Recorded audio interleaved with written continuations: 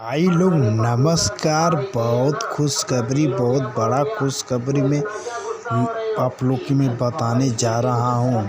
आप लोग फरिश्ता मूवी का पोस्टर देख के आप लोग दीवाना हो गए थे। बहुत बहुत बड़ा था। उस मूवी को ट्रेलर को रिलीज किया जाएगा 22 तारीख को।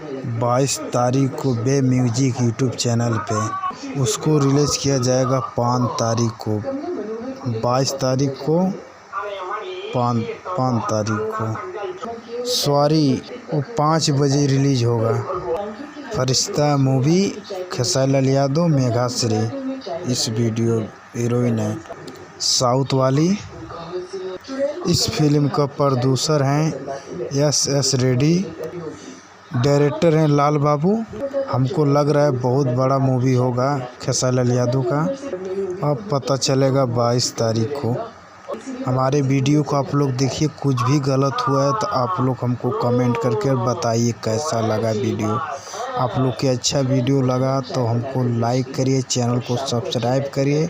ऐसे वीडियो में लेके आऊँगा अपडेट। और मिलते हैं हम लोग नेक्स्ट वीडियो में। तब तक जय हिंद, जय भोजपुरी समाज।